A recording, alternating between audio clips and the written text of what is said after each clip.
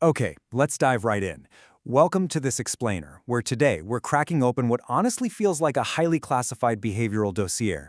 We are going to deconstruct the biological and tactical blueprint of a very specific, highly effective type of shadow corporate operative.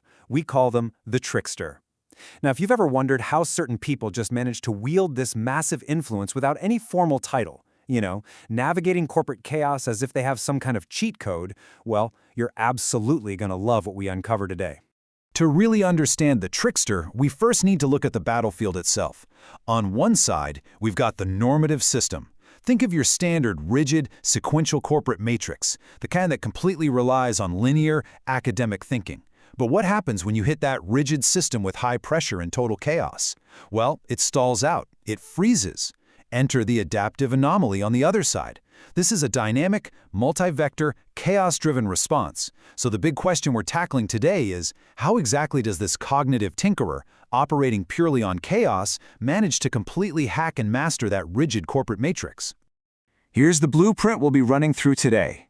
Section 1, the statistical anomaly. 2, hardware, hypodopaminergia. 3, software, adaptation. 4, shadow leadership. 5, prosocial machiavellianism. And finally, Section 6, the goal, auto-obsolescence. All right, Section 1, the statistical anomaly. Before we actually look under the hood, we really have to understand how this operative presents themselves to the world. The external masks they wear to survive. At the very core of this anomaly is this central chaos engine. They don't just have one static personality. Instead, this engine lets them seamlessly shift between 3 distinct masks. First up, you have the facilitator, who fluidly smooths over friction and helps the team out. Next is the chameleon, who can adapt and infiltrate entirely different departments without setting off any alarms. And finally, the manipulator, who quietly orchestrates the real power moves from the shadows. So, 3 masks, all powered by one incredibly adaptive engine. Moving right along to Section 2, hardware, hypodopaminergia. Let's look at the biological hardware running that engine. And get ready, because we are about to completely reframe what's traditionally seen as a massive deficit. This is such a brilliant illustration of the biological divergence. Your typical normative brain runs on this steady, low-intensity stream of dopamine, right? It's motivated by long-term consequences and climbing the hierarchy. But look at the atypical ADHD brain map. This is hypodopaminergia. It completely lacks that steady structural stream of dopamine. So to even function, this brain literally requires chaos, urgency, and danger to trigger a dopamine release and activate hyperfocus. It is absolutely not a broken brain. Actually, it's an operating system perfectly optimized for asymmetrical, ultra-violent corporate environments. And because of this completely unique hardware, the trickster manages corporate noise in a totally different way, acting as what we could call a factory of understanding. They use this process called heuristic thin slicing. Instead of sequentially reading every single memo and sitting through every meeting, they use an instant affective heuristic, which is basically just a highly advanced gut instinct, to filter out 90% of the cognitive noise. They capture just 1% of the raw critical data. We're talking threats, opportunities, hidden alliances, and they use that tiny little slice to accurately reconstruct the entire underlying political architecture of the company. It's wildly efficient. Section 3, software, adaptation.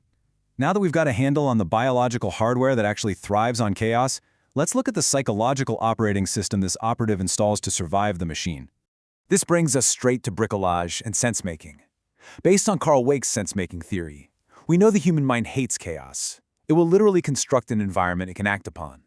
So, when faced with the massive, unreadable complexity of a megacorporation, the atypical individual does something fascinating. They superimpose a totally different mental map right over it. They transpose the pragmatic, binary, survival of the fittest structure of a small family business onto the corporate chaos. By forcing this alignment, they reduce all that uncertainty and make the immense matrix manageable. A huge part of this software is identity agility. The normative standard is a low self-monitor. That's someone who views their identity as a rigid monolith and demands absolute authenticity in all situations, which, frankly, constantly causes departmental friction. Now contrast that with our trickster, the high self-monitor. They view identity as fluid, it's contextual. They're constantly reading the room, asking themselves, who does this situation require me to be? They deploy strategic mimicry, naturally matching the language and posture of whoever the experts are in the room, which leads to incredibly accelerated social brokerage. Let's get into Section 4, shadow leadership. We know the hardware, we know the software. Now, here is exactly how they deploy them to command massive authority without holding any official leadership title. Shadow leadership really happens in two distinct phases. In Phase 1, during peacetime, the trickster acts as a silent catalyst. They totally avoid formal management, instead quietly orchestrating understanding and inviting others to work autonomously. It's classic servant leadership.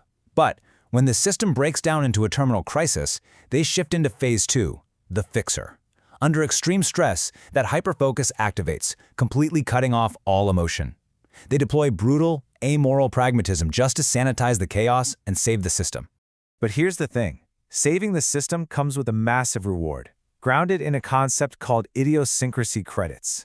Edwin Hollander defined this back in 1958. Think of it as a psychological social currency. Every single time you solve a vital crisis for the group, you earn credits. And this currency literally buys you immunity when you inevitably break the standard normative rules later on. It is the ultimate get-out-of-jail-free card. Because the trickster's brain is biologically optimized for crisis, they don't just earn a few credits here and there, they amass a wildly positive balance that looks something like this, plus 22,330. I mean, just imagine having that kind of leverage in your own office. The absolutely crucial point here is how this mathematical leverage works in real life. The massive tactical deposits generated by repeatedly saving the company completely dwarf the minor social withdrawals they make, like, say, ignoring HR protocols or displaying boundary-pushing behavior. Because their survival value to the group is exponentially higher than the cost of their nonconformity, the company effectively grants them carte blanche, total operational immunity. Which leads us right into Section 5, prosocial Machiavellianism. This is where things get truly fascinating, because we're going to challenge you to reframe manipulation not as an evil act, but simply as a completely neutral structural tool. Normally, we associate manipulation with the dark triad, right? That toxic predatory behavior that sabotages peers to hoard power inward, ultimately destroying the organization. But look at the prosocial or enlightened Machiavellian alternative. The trickster uses the exact same cunning, the same strategic omissions and influence, but they direct that power outward. The operational philosophy here is that manipulation itself is agnostic. The ethics lie entirely in the asymmetry of the final benefit. Are you building systemic success and mutual progression, or are you just feeding your own ego? A perfect example of this in action is the collaborative trap. Remember, the trickster has ADHD hardware. They absolutely loathe tedious sequential execution. So, step 1, they provide the brilliant systemic vision. Step 2, they use altercasting, meaning they psychologically project a highly competent identity onto a collaborator, compelling them to step up to the plate. Step 3, that collaborator then gladly handles the 70% of the sequential laborious execution. And finally, step 4, erasure. The trickster steps back and says, "Oh, I didn't do anything, it was all them," literally giving away 100% of the glory. The collaborator looks like a hero, and the trickster gains total autonomy while saving their cognitive bandwidth. It is a brilliant win-win engineered completely from the shadows. They also use this enlightened manipulation to hack conflict, relying on Chase Hughes' PCP strategic scale. Step 1, perception. They reframe the perception so a failure isn't seen as a personal flaw, it's just a process anomaly. Step 2, context. They change the implicit rules, shifting the vibe from a judgmental courtroom to a curious laboratory. And finally, step 3, permission. By doing this, they literally grant their adversary the psychological permission to lower their guard and cooperate without feeling any cognitive dissonance. It diffuses reactance almost instantly. But to sustain all of this, without being targeted by traditional corporate predators, the trickster relies on one specific golden ratio, 90-10. This is their ultimate tactical shield. We call this radical altruism. Basically, the trickster unconditionally gives away 90% of the value they generate, their expertise, their time, their solutions. By doing this, they trigger a deep biological bias of reciprocity within their network. They create an irreversible moral debt. The result? This voluntary asymmetry acts as an impenetrable tactical shield. The entire ecosystem will naturally rise up to protect the operator, that remaining 10%, which renders classic, toxic predatory manipulation utterly obsolete. I mean, you can't really attack someone that everyone else owes their survival to, right? Okay, Section 6, the goal, auto-obsolescence. We've arrived at the teleological culmination of this explainer. What is the actual point of amassing all this untouchable shadow power? The answer is the final, very surprising endgame of our operative. Bringing it all together, let's look at the analyst's blueprint. We have Layer 1, the ADHD hardware that thrives on crisis. Layer 2, the sense-making, chameleon software translating the chaos. Layer 3, the shadow leadership network accumulating immunity credits. And Layer 4, the master protocol of radical altruism and prosocial hacking. It is the absolute perfect orchestration of atypical cognitive fragments. Working together, it generates an invincible systemic resilience. But here's the real kicker.